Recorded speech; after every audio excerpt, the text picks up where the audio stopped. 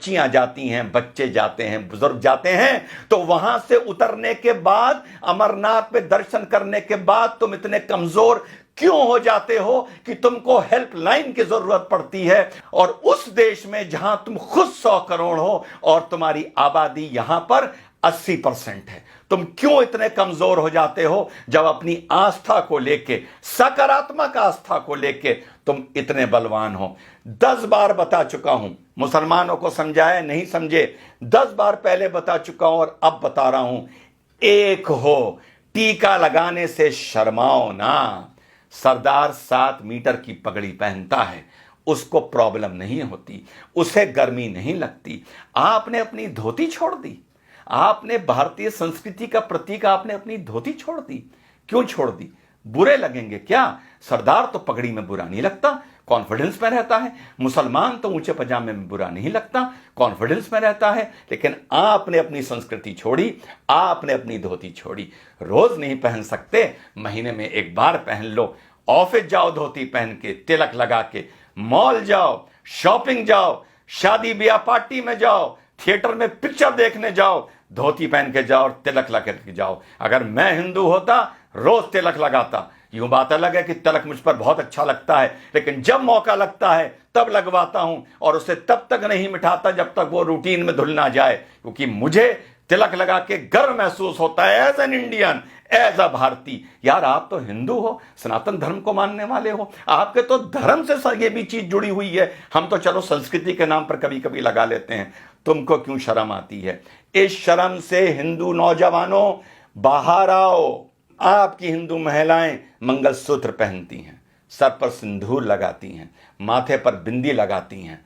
आप क्या करते हैं? ये अपनी निशानी बताने के लिए कि ये हम भारतीय हैं और भारतीय हमारी संस्कृति है।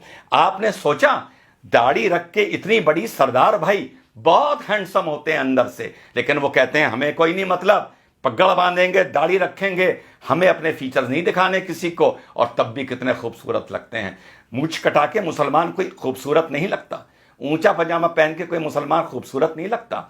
आपको लेकिन यह लगता है कि धोती पहनकर आप बैकवर्ड लगेंगे, आपको यह लगता है कि सर पर तिलक लगाकर आप बैकवर्ड लगेंगे, आपको यह लगता है कि चोटी रखकर आप पंडे या बैकवर्ड लगेंगे।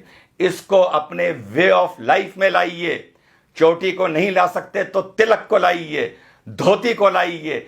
5 मिनट 10 मिनट फालतू लग जाएं, बाजार भी जाइए, घूमने भी जाइए, तो कभी कभी महीने में 2 4 5 बार धोती पहन के जाइए। दफ्तर जाइए, तिलक लगा के जाइए। कॉलेज स्कूल जाइए, जॉब पर जाइए, तिलक लगा के जाइए। यही सकारात्मक संस्कृतिवाद है, यही आप लोगों को यूनाइट करेगा।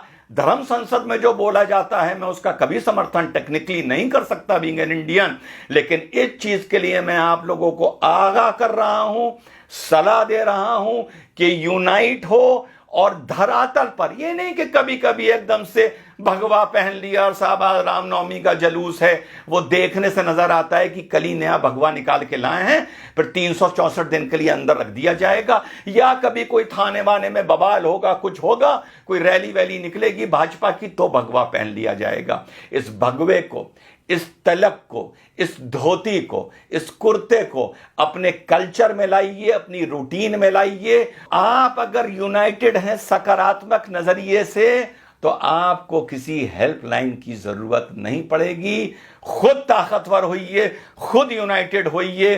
तो संदेश मेरा यही है मेरे सनातन धर्म के मानने वाले साथियों, ज्यादा मैं नहीं बोल सकता, बतौर मुसलमान बोलूंगा तो तुम ही में से 10 खड़े हो जाएंगे ये कहने के लिए कि मुसलमान में ज्यादा ज्ञान आ गया है, ये ज्यादा हमें ज्ञान दे रहा है, और 10 खड़े हो जाएंगे ये बोलने वाले कि ये भड़का रहा है, और बाकी शायद चुप हो जाएंगे और मुट्ठी भर मेरी बात समझेंगे। और यही आप लोगों का आगे जाके 50-100 साल बाद पछतावे का सबब बनेगा। तो आप लोगों को मेरा यही संदेश है, सकारात्मक तरीके से यूनाइट करिए, सकारात्मक तरीके से अपनी संस्कृति को पुनः जीवित और पुनः पैदा करिए।